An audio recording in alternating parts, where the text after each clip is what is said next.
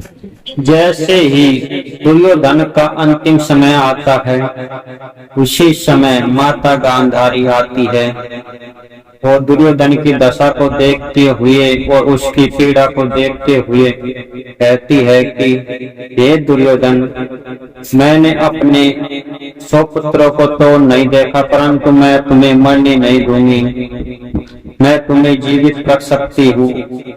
परंतु जैसे ही यह शब्द गांधारी ने कहे तो दुर्योधन कहता है कि हे माता श्री, मैं आपकी सतीत्व की शक्ति को भली भांति जानता हूँ, इसलिए मैं आपसे प्रार्थना करता हूँ कि आप मुझे पुनः जीवित न करेंगे, क्योंकि मैं जीवित रहकर अब कुछ नहीं कर सकता, क्योंकि मैं अपने प्राणों से प्रिय मित्र प्राण को खो चुका हूँ, अपने सगे संबंधियों को खो चुका हूँ और मैं अपने सभी भाइयों को भी खो चुका हूँ।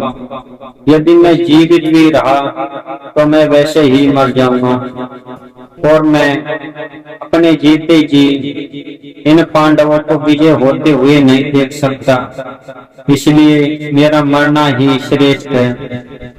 जैसे ही दुर्योधन ने ये शब्द कहे तो गांधारी कहती है कि हे पुत्र, तुम हमारे अंतिम पुत्र बचे हो, इसलिए मैं चाहती हूँ कि मैं अपने सतीत्व के बल से तुम्हें पुनः जीवित कर दूं और स्वस्थ कर दूं। तभी दुर्योधन बार बार मना करता है, इसमें गांधारी मान जाती है और कहती है कि हे पुत्र, जैसी तुम्हारी इच्छा। परंतु दुर्योधन को भी पता था कि माता गांधारी मुझे उन्हें जीवित कर सकती है, क्योंकि माता गांधारी में वो भगवान शिव की असीम शक्ति और सतीत्व की शक्ति थी। कहा जाता है कि सतीत्व की शक्ति के आगे भगवान भी नतमस्तक होते हैं, इसलिए वे अपने सतीत्व को दांव पर लगाकर दुर्योधन को जीवित कर सकती थी, क्योंकि उसने अपने सतीत्व के बल से दुर्योधन के शरीर को पंचर का बना दिया।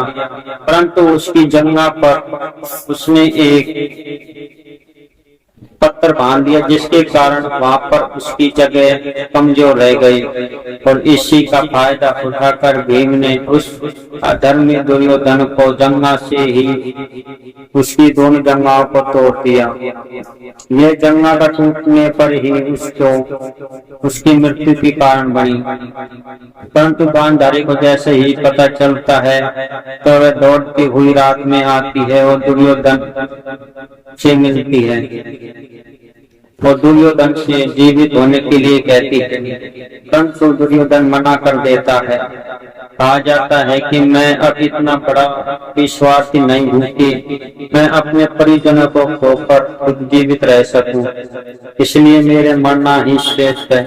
और वैसे भी हे माता श्री, वैसे भी तो इस कुरुक्षेत्र का नियम है कि जो भी इस रणभूमि में मरेगा वह परम गति को प्राप्त करेगा। मैं इस परम गति को नहीं खोना चाहता, क्योंकि मैंने अपने जीवन में बहुत से अधर्म किए हैं। मैं उन अधर्मों को देखकर जीवित नहीं रह सकता, क्योंकि यदि मैं जीवित रहा और मेरी मृत्यु इस कुरुक्षेत्र के बाहर हो गई तो मुझे नरक नसीब होगा। परंतु यदि मैं इस कुरुक्षेत्र में प्राणों का अंत करूंगा तो मुझे स्वर्ग की प्राप्ति होगी। ऐसा सुनकर गांधारी ने उसे छोड़ दिया और कुछ समय पश्चात वहां पर यशोवर्धमा आते हैं और पांडवों की मृत्यु का समाचार सुनाते हैं। परंतु दुर्योधन सबसे पहले भीम के सिर को मांगता है। जैसे ही दुर्योधन उस पे हाथ धरता है तब वह सिर टूट जाता है और तभी दुर्योधन कहता है कि हे अश्वत्थामा, मैं पूरे विश्वास के साथ कह सकता हूँ कि तुम्हारा ये भीम का सर नहीं है, क्योंकि भीम के सर को मैं अपने मुष्टि के प्रहार से नहीं तोड़ सकता, क्योंकि उसका शरीर भी वज्र के समान है। शायद तुमने गलती से भी 5 पांडवों के समान उनके पुत्रों का अंत कर दिया, इसलिए तुमने बहुत अनर्थ कर दिया, क्योंकि हमारे वंश में सिर्फ वो ही तो बचे थे जिससे हमारे वंश को आगे बढ़ाया जा सके। तुमने यह क्या अनर्थ कर दिया। जैसे ही उसको दुर्योधन को दुख हुआ, कहा जाता है कि दुर्योधन को श्राप था कि जब तुम्हें एक साथ खुशी और दुख मिलेगा तभी तुम्हारा प्राणांत होगा। उसको खुशी तब मिली थी जब अश्वत्थामा ने कहा कि मैं पांडवों का वध कर चुका हूँ, तब उसे बहुत खुशी हुई। परंतु जब उससे पता चला कि ये पांडवों के पुत्र हैं, तो अपने वंश का विनाश देखकर उसको बहुत दुख हुआ। इसी कारण से उसको दुख और सुख एक साथ मिले, और जिसके कारण उसका अंत हो गया और उससे स्वर्ग की प्राप्ति हुई थी। क्योंकि कुरुक्षेत्र का नियम था कि जो भी कुरुक्षेत्र में मरेगा उसे सतगति प्राप्त होगी।